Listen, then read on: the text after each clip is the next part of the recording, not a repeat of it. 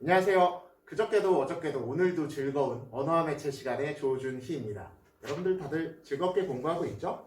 네. 자, 이번 시간에 배울 내용은 우리 현대소설 프린트 그 뒷장이고요. 그리고 수능 특강 166쪽부터 169쪽에 나와 있는 손창섭의 비 오는 날이라는 어떻게 보면 조금 무기력한 되게 절망감이 많이 드는 소설입니다. 선생님도 이 소설을 고등학교 때 처음 읽고 정말 그 느낌이 되게 강력하게 다가왔는데 아직까지도 그 느낌이 잊혀지질 않아요. 장마철만 되면 생각나는 그런 소설이죠. 자, 넘어가기 전에 잠깐 다 읽었죠? 설마 안 읽고 문제를 풀겠어? 네, 계속 얘기하지만 설마 그렇지 않을 거예요.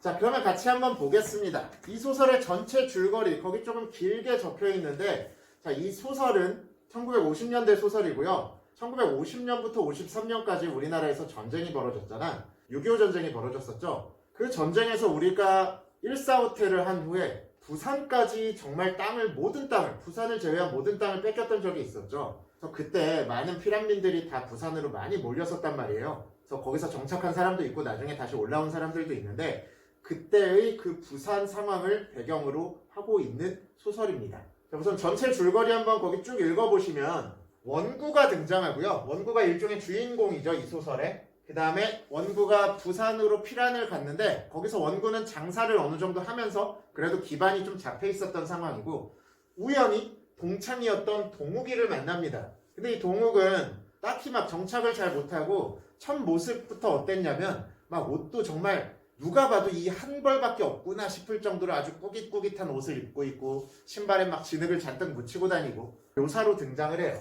그런 동욱을 만났는데 역시나 보니까 동욱이는 일이 없었어요. 그럼 뭐로 먹고 살았냐면 여동생인 동옥이가 있었는데 동옥이가 그림을 잘 그려요. 그래서 미군 부대를 들락거리면서 미군들의 초상화를 대신 그려주는 동옥이 그리는 초상화를 들고 동옥이 판매를 하면서 생계를 이어나가고 있었어요. 그래서 원구가 동옥을 우연히 보게 되면서 이제 몇 번의 왕래를 가지기 시작하는데 그러다가 이 동옥과 살짝 썸도 조금 타려고 하고 그러던 와중에 계속 장마철이 이어지고 정말 이 가난한 상황이 이어지면서 동욱이 갑자기 어느 날 집에 들어오지 않는다고 묘사가 되어 있지 아마 군인으로 잡혀갔거나 그랬겠죠. 그리고 나서 그 며칠 뒤에 동욱도 편지를 한 장 남기고 집을 나섭니다. 자, 동욱이 집주인이었던 사람에게 편지를 남기고 떠나는데 원구가 그때까지는 뭐 핸드폰이 있니 뭐가 있니 연락을 못 하다가 나중에 한번 찾아가 봤어요. 갑자기 동욱과 동욱이 생각이 나서 찾아갔는데 이미 둘 다 없어지고 난 상황이었지. 게다가 이 편지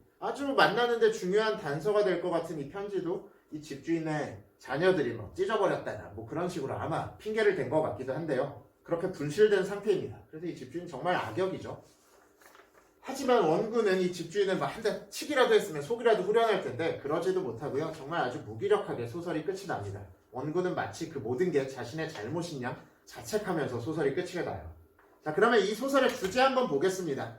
자, 전쟁으로 인한 아주 절망적 현실과 그리고 무기력한 황폐한 인간의 삶을 다루고 있는 소설이야. 그래서 정말 마음 아픈 소설이죠. 자, 프린트 아래 배경부터 이제 쭉 이어서 또 살펴보겠습니다. 배경은 우리가 소설에서 배경이다 하면 시간적 배경과 공간적 배경을 따로따로 떨어뜨려서 생각을 하셔야 되는데 우선 시간적 배경 볼게요. 시간적 배경은 장마철이지 소설의 처음부터 끝까지 계속 비가 내립니다. 거의 뭐 한 달 동안 비가 왔다고 소설에선 묘사가 되고 있죠. 읽는 내내 뭔가 찝찝해. 막 빨래가 계속 마르지 않는 듯한 막 그런 묘사가 등장하고 막 집에 막 곰팡이가 피어나고 뭔가 찝찝스러워요. 자, 작품의 전체적인 분위기를 어둡고 우울한 것으로 형성하고 있습니다. 장마가. 자, 그래서 등장인물의 어떤 정서를 효과적으로 표현하고 있냐면 무기력함, 허무, 절망 이런 감정들을 효과적으로 뒷받침하고 있는 게 시간적 배경입니다. 해가 쨍쨍내고 막 정말 아주 상쾌한 날이 이어지면 그리고 막 벚꽃잎 휘날리고 이런 날이었으면 이런 분위기가 더 잘 살지 못했겠죠? 자, 다음 공간적 배경 보겠습니다. 자, 공간적 배경은 동욱과 동욱이 거주하고 있었던 바로 그 집이 주로 등장하는 배경이지 거기가 어떠냐면 이런 식의 묘사가 나와요. 쓰러져가는 낡은 목조 건물. 쓰러져가는 낡은 목조 건물이라는 묘사가 나오는데 여기가 공간적 배경이에요. 자, 이걸 통해서 등장인물의 어떤 상태들을 우리가 효과적으로 파악할 수 있었냐면 몰락해가는 동욱남매의 운명과 비참한 삶을 보여주고 있고요.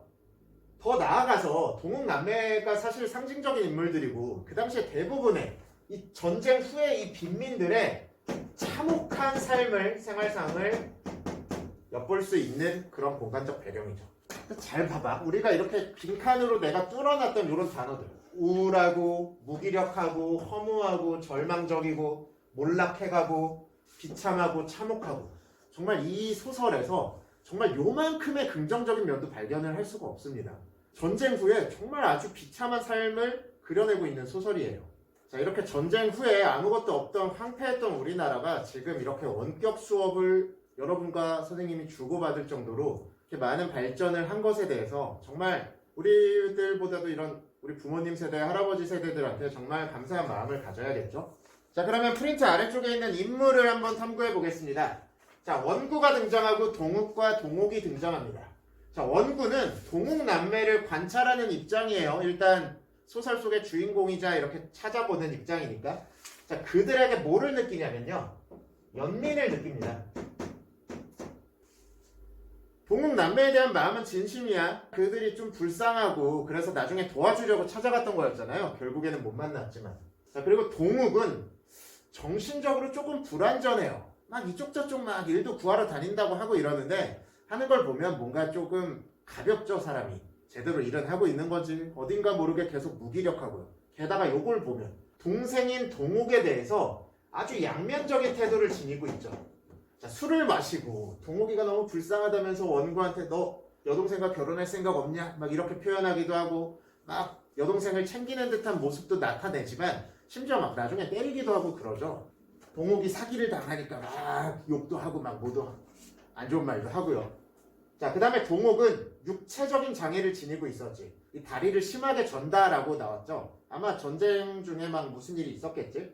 사람들에게 상처를 많이 입었고요. 절대 집 밖으로 나가지 않는다라고 얘기가 나왔었잖아. 세상에 뭐를 가지냐?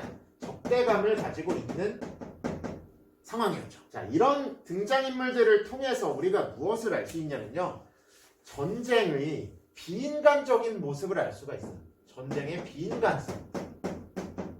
그리고 그로 인한 비참하고 무기력한 삶을 드러내고 있는 인물들의 설정입니다. 네, 그래서 전쟁은 정말 아주 극단적인 상황이고 그런 상황 속에서 정말 비인간적인 모습들을 많이 드러낼 수 있는 아주 정말 일어나면 안 되는 일이기 때문에 전쟁에 대해서 쉽게 이야기하거나 그러는 건 좋지 않다고 생각을 합니다. 자, 이렇게 본문은 다 해설을 해봤고요. 이제 문제를 한번 풀어볼게요. 비 오는 날 문제로 넘어가 보겠습니다. 수능 특강 166쪽부터 169쪽에 있는 세 문제를 풀 거고 문제 다 풀었죠? 예, 계속 노란색 계속 등장해갖고 이번에 좀 파란색으로 바꿔봤어요. 지켜볼 거예요. 문제 안 풀고 수업 들으면 얘가 꿈에 찾아갑니다. 조심하세요. 자, 그러면 1번 문제부터 같이 살펴보겠습니다. 윗글에 대한 설명으로 적절하지 않은 것은 자, 외양 묘사를 통해 인물이 처한 상황을 환기하고 있다. 외양 묘사가 등장을 했을까요? 그렇죠, 등장했죠. 혹시 잘 생각이 안 나는 사람은 맨 처음으로 넘어가서 첫 번째 단락 한번 읽어보세요. 첫 번째 단락에 보면 원구가 동욱을 만나는데 동욱의 옷차림에 대해서 꽤 몇 줄 동안 서술을 합니다. 막 발에는 뭐 진흙이 묻어있고 막 옷은 딱 단벌 신사 같고 막 이런 이야기를 해요. 그래서 옷차림을 통해서 등장인물의 어떤 경제적 상황이나 이런 것들을 읽는 사람이 다 유추를 할 수가 있죠. 이것도 일단 맞아요. 그 다음에 2번 서술자의 설명을 통해 특정 인물의 심리를 제시하고 있다. 맞죠? 이 소설은 지금 전지적 작가 시점입니다. 1인칭 시점이 아니라 서술자가 모든 등장인물의 심리를 파악을 할 수가 있고요. 그 중에서도 원구 중심으로 심리를 묘사를 하고 있어요. 제시를 하고 있어요. 이것도 맞고요. 그 다음에 세 번째 간접 인용의 방식을 통해 인물의 발화 내용을 열거하고 있다. 우리 지난 시간에 배웠던 바로 간접 발화, 간접 인용이지. 따옴표를 쓰지 않고 대사를 서술자가 직접 서술하는 게 간접 인용이었잖아요. 그래서 여기서도 보면 대화가 되게 많이 등장하는 것 같은데 따옴표가 단 한 군데도 없습니다. 다 간접 인용의 방식을 통해서 발화, 그러니까 말이죠, 말의 내용을 열거하고 있어요. 맞죠? 자, 그 다음에 4번 보겠습니다. 시간의 경과를 나타내는 표현을 통해 복수의 사건을 연결하고 있다. 여기서 말하는 복수는 막 피해 복수 그런 게 아니라 그냥 여러 사건을 연결하고 있다라고 되어 있는데, 자, 이걸 뭐를 통해서 알 수 있냐면, 자, 지금 수능 특강에 나온 이 소설의 단락이 총 하나, 둘, 세 단락으로 나뉘는데, 이 두 번째, 세 번째 단락에 보시면 뭐 그 뒤에, 그 뒤로는 이런 식으로 시간의 경과를 나타내는 표현을 작가가 쓰고 있어요. 그래서 이것도 뭐 틀린 말이 아니라 맞는 말이죠. 자, 그 다음에 이제 마지막 5번이 정답입니다. 내화와 외화의 서술자를 달리 설정하는 액자식 구성. 이 소설은 일단 액자식 구성이 사용되지는 않았거든요. 자, 액자식 구성이란 요런 말입니다. 짠! 아, 글자 바로 써지니까 너무 편하네. 자, 액자식 구성은 이야기 속에 이야기가 들어가 있는 구성이고, 겉이야기랑 속이야기로 나누어집니다. 겉이야기는 말 그대로 겉에 있는 이야기다라고 해서 외화, 속이야기는 내화라고 하는데, 예를 들면 뭐 이런 거예요. 타이타닉이라는 영화 아마 많이 보셨을 텐데, 타이타닉에서 보면 처음에 등장하는 배경은 현대죠. 그 타이타닉에 있는 보물을 찾으려고 막 보물 탐사선을 타고 가는 이야기잖아요. 그래서 그게 겉이야기고, 그래서 타이타닉의 생존자를 보물 탐사선 안으로 이렇게 끌어들여서 그분의 이야기를 듣는 게 속이야기였지. 그래서 여기서 이제 레오나르도 디카프리오랑 케이트 윈슬렛이 막 서로 사랑을 하고, 그리고 배가 침몰하는 이야기가 등장을 하잖아요. 그런 게 액자식 구성입니다. 이 소설에서는 지금 등장하지 않았지? 그래서 요거는 틀린 말이 되고 정답은 5번이 됩니다. 뿅! 2번 문제로 넘어가 볼게요. 자, 문맥을 고려할 때 기억에서 미음에 대해 이해한 내용으로 적절하지 않은 것을 고르는 거였습니다. 자, 우선 기억이 뭐였을까요? 자, 기억은 원서였네. 아, 동욱이 협력관이나 이런 걸 해볼까? 라고 하면서 현실의 난관을 타개하려는 동욱의 노력과 관련된 것 맞아요. 그리고 결과적으로 안 됐잖아. 뽑히지 않았잖아. 그래서 동욱이 느끼는 무력감을 더해준다. 이것도 맞는 얘기지. 자, 그 다음에 2번. 2번은 곰팡이였어. 니은. 장마가 지루하게 계속되는 이 작품의 우울한 분위기에 연관된 거 맞고요. 그 다음에 집에 막 곰팡이 쓸어서 갑자기 막 장사도 계속 쉬고 있고 뭐라도 해볼까라고 하면 동욱 남매를 만나러 집을 나서는데 하나의 계기로 작용한 거 맞고요. 자, 이것도 맞습니다. 자, 그 다음에 디귿. 자, 디귿은 뭐냐면요, 술과 통조림이야. 자, 원구가 원래 동욱 남매를 위로하기 위해 구입한 거 맞죠? 이거 사들고 집으로 가고 있었잖아. 근데 본래의 용도와 달리 오히려 원구가 위로를 받게 되는 그런 계기를 마련해 준다? 그러니까 갔는데 만났어요? 못 만났어요? 못 만났잖아. 집주인 만나고 분노만 했잖아요. 위로는 무슨 위로가 아니라 오히려 이것 때문에 집주인과 이야기하면서 더 열받았죠. 자, 그래서 요게 지금 잘못된 선택지고요. 그래서 정답은 3번이 되겠네. 이렇게 골라나가면 되겠죠. 자, 다음 4번 선지 보겠습니다. 4번 선지 리을은 편지였어요. 유일하게 자신을 인간적으로 대해준 원구에 대한 동욱의 마음이 담겨 있으리라고 누구나 추정하지만 결국 정확한 내용은 알 수 없게 되죠. 왜냐면 이미 없어졌거든. 자, 그 다음에 미음. 자, 이것도 이제 맞는 말이죠. 중요한 옷가지를 챙겨서 나갔대, 동욱이. 그래서 동욱이 집을 나갔다는 증거인 동시에 사나이, 집주인이 동욱에 관한 원구의 짐작이 틀렸을 것이라고 판단하는 근거가 되죠. 원구의 짐작이 직접적으로 이야기하진 않아도 굉장히 불안함을 띠고 있었잖아요. 그러면 말은 하지 않아도 혹시 어디 가서 자살을 했나? 약간 그런 부정적인 생각들이겠지? 뭐 일종의 동욱의 죽음을 얘기하겠죠? 혹시 죽었으면 어떡하지? 했는데 중요한 옷가지를 챙겨갔다는 거 보니까 삶에 대한 의지가 있겠다라는 생각을 하는 근거가 되고 있죠. 그래서 이것도 맞는 소리입니다. 자, 그러면 3번 문제로 넘어가 볼게요. 이거 보기 막 너무 길어갖고 좀 글씨가 좀 작죠? 자, 보기를 참고하여 윗글을 감상한 내용으로 적절하지 않은 것은 이라고 되어 있네. 이것도 한번 보기가 등장한 문제고 적절하지 않은 거 고르니까 적어도 5개 중에 4개는 보기 안에 답이 있겠네요. 우리 한번 같이 살펴볼까요? 자, 우선 1번입니다. 보기는 이 소설에 대한 전반적인 해석을 매우 짧게 다 집중적으로 모아놓은 글이고요. 그 다음에 1번부터 한번 읽어볼게요. 자, 동욱의 상황은 당시 빈민들이 감내해야 했던 극도의 물질적 궁핍과 관련된다고 하겠군. 이런 표현이 과연 보기에 있을까 찾아보면 되겠지. 극도의 물질적 궁핍. 네, 여기 등장하네요. 극도의 물질적 궁핍. 자, 요거는 1번 선지랑 관련이 있으니까 그냥 나는 1 이렇게 표현을 하겠습니다. 바로 여기에 등장하죠. 자, 다음에 2번 선지. 동욱이 세상 사람들이 모두 자기를 조사하고 멸시한다고만 생각하며 뭐 이렇게 방 안에만 있는 거는 인간에 대한 모멸을 느끼고 스스로를 유폐시킨 것이겠군. 여기도 어디서 읽어본 것 같은데. 인간에 대한 모멸을 느끼고 스스로를 유폐시키는 행위를 하고 있대요. 자, 이게 지금 2번 선택지에 인간에 대해 모멸을 느끼고 스스로를 유폐시켰다라고 그대로 등장하고 있죠. 자, 이렇게 근거를 찾을 수 있습니다. 2번도 옳은 거. 자, 이제 3번 보겠습니다. 자, 주인 노파가 이제 배신하고 도망갔잖아. 돈을 안 갚고. 자, 그래서 인간관계에서 배신을 경험하고 더욱 깊이 절망하게 되었겠군. 자, 여기 있죠, 지금. 인간관계의 파탄에서 오는 배신감. 지금 이거를 근거로 요 3번 선지가 맞다는 것을 우리가 확인할 수 있겠지? 인간관계에서의 배신을 경험하고 더욱 깊이 절망하게 되었겠군. 추론할 수 있습니다. 자, 그 다음에 4번. 뭐 이런 낡은 목조 건물 이런 거는 당시 빈민들이 전쟁으로 인해 처하게 된 훼손된 삶의 처지를 보여준다고 할 수 있겠군.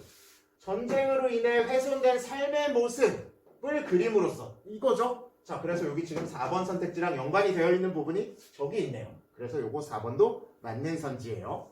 그러면 이제 마지막 5번입니다. 5번은 그 해당 부분만 보기를 떼었어요. 자, 비록 타인의 처지에 연민을 느끼고 교감하려 노력하는 인물. 누구였지? 불쌍하게 느끼면서 교감하려고 노력하는 인물 딱 한 명밖에 안 등장하잖아요. 누구였니? 원구였죠, 주인공.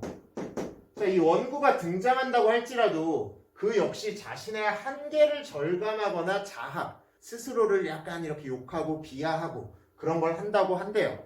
자, 보기를 참고하여 윗글을 감상한 거죠. 5번 읽어볼게. 자, 그러면 5번 선지 다시 한번 읽어보면요. 뭐 저런 막 사나이의 말을 듣고도 막 진짜 멍청하게 서 있다가 발길을 돌리면서 이놈 네가 동옥을 팔아먹었구나 라는 환청 같은 게 들리는 것 같은 건 본인의 위선적 행동 때문에 들리고 그런 게 아니고, 그리고 본인의 도덕적 한계를 절감했기 때문이 아닙니다. 자, 위선이라는 말이 일단 잘못됐죠. 근데 위선이 아니라 뭐야? 여기다가 이렇게 적어볼게요. 자, 원구의 마음.